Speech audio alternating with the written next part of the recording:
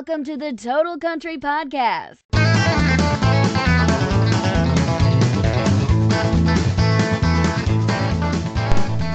Hello, and welcome to the Total Country Podcast. My name's Kevin Angel, and thanks for joining me. Today's episode is a special extended edition as I sat down with DJ HIsh, or Josh, whichever you want to call him. If you don't know of HIsh, he's a Nashville-based DJ/producer who originally found his successes by touring the US with Brantley Gilbert. He's the resident country DJ at Dierks Bentley's Whiskey Row in Nashville, Tennessee, and is known and loved by many UK country fans, originally for his brilliant sellout shows for the past years at the Country to Country after parties at the Indigo 2 in London, then for DJing some of the hottest sets at the Long Road Festival in Leicestershire, and more recently for his weekly shows on Country Hits Radio. So here's how this interview went. I had a load of questions. As we started talking, I realised HIsh had a bunch of anecdotes and stories, so those all went quickly out the window. If you've not heard HIsh speak before, perhaps you've just heard his work, you're going to love this one. Josh's energy is so infectious. His love for performing in the UK, as you'll hear, is massive, and I'd recommend grabbing a drink and just enjoying this one. This episode is about double the length of the normal pod, but I promise you it will fly by. One thing I will say about Josh is that he was so gracious with his time. The full interview was about 90 minutes in total, and then for another half an hour or so we just chatted about life, family, music. It was brilliant. So here we go. Sit back and enjoy my conversation with DJ HIsh.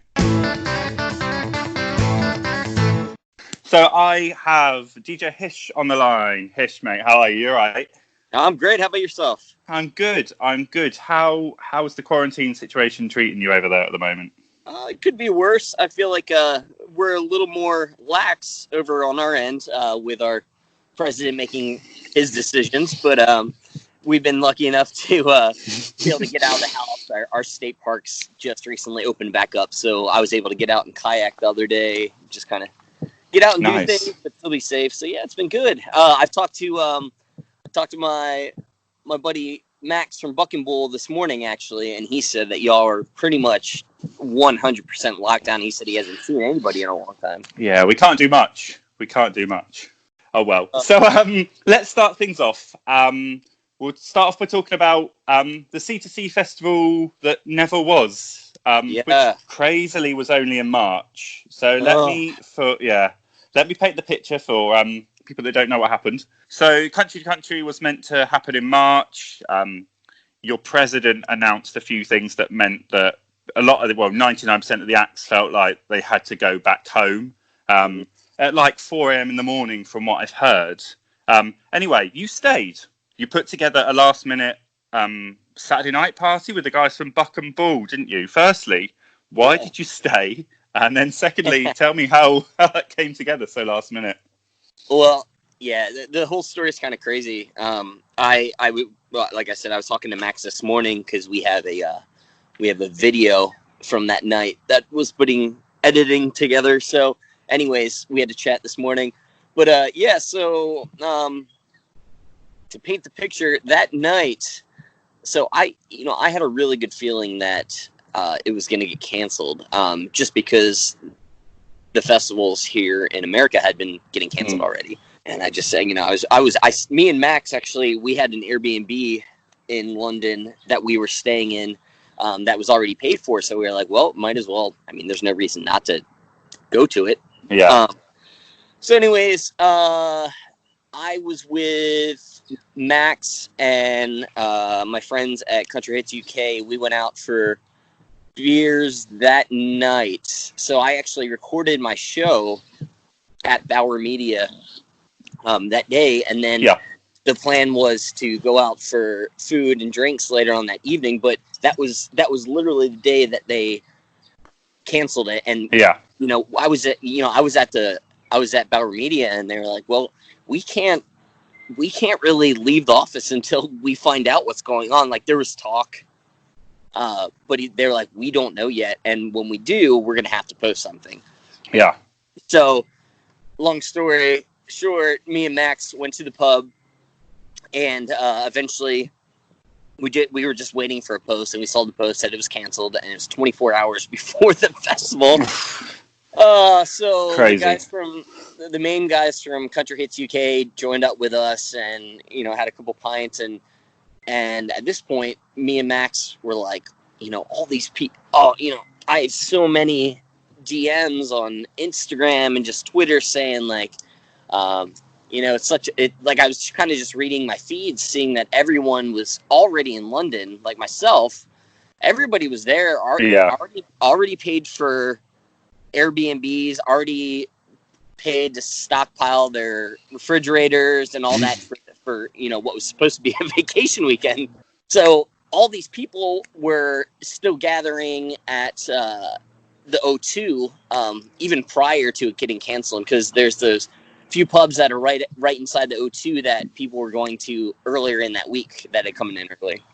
They were gathering, and they were like, "Hish, are you gonna come?" And like, I wasn't going to. I was kind of just, honestly, when I come over there, it's almost, in a way, it's like a vacation for me, because I'm just getting away from the Broadway scene. So for me, I actually took the first, because I actually came early.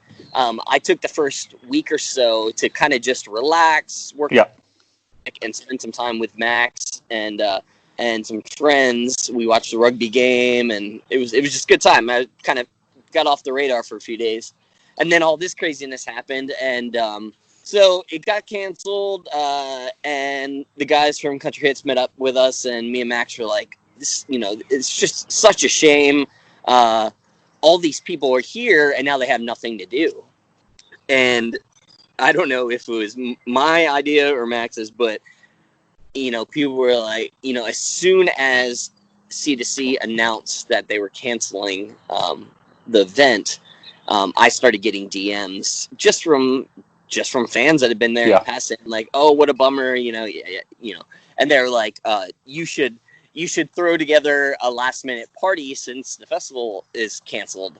And we brought up the idea, and I was like, well, obviously it's getting canceled because it's preemptive. Like, they don't want to have 40,000 people in London in one area. And but it sounds crazy saying it now, but back when this happened, it was still so early in kind of quarantining that the people that were in London were like, they were like, "We're here, we're not going anywhere." And Max has his Buck and Bull nights. Trying to think of the name of the location it normally is at. I forget.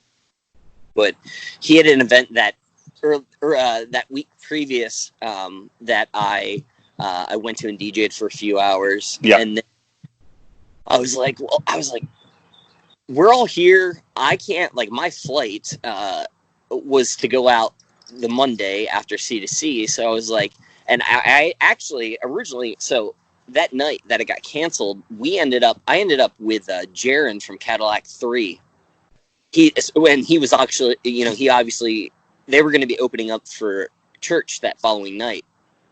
So I was with Jaron, and we were kind of all just going back and forth about this, and it got canceled, and he's like, "Yeah, I don't know what's going to happen." He's like, "There's talk, blah, blah, blah."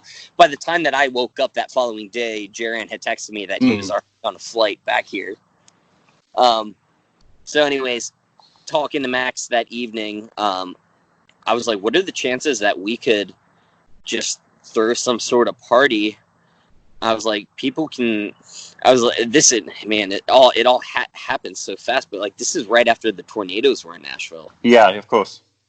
And the biggest reason that I wanted to do something was the tornadoes happened. A lot of my friends lost their apartments, and I immediately left a few days later to come to London.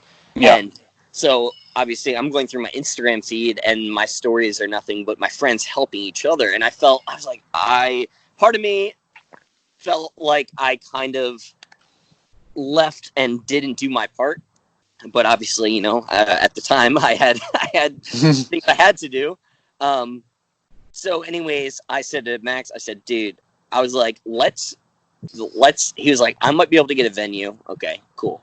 That was like up in there. I was like, "There's no way," but we'll try. I was like, "There's no way we're going to be able to do this 48 hours out." well, long story short, I forget how or why, but he was able to get the venue that we did, and he was like, "So how should we do this?" And I was like, "Well, it's literally just going to be anybody who wants to stay, who's staying in London or lives in London that would normally be at C&C." So basically what my idea was to start it off was, I said, listen, I was like, I really want to do my part for the Tornadoes. And they were doing some, so Whiskey Row is Dirk Bentley's spot where I'm the resident DJ down there, one of the few. And I had been in London when they did a tornado relief concert. They had like Mitchell Tenpenny and a handful of others. Yeah. So that immediately popped in my head. I was like, how could we do an event that could potentially be, and was, the last country family get together before this all happened?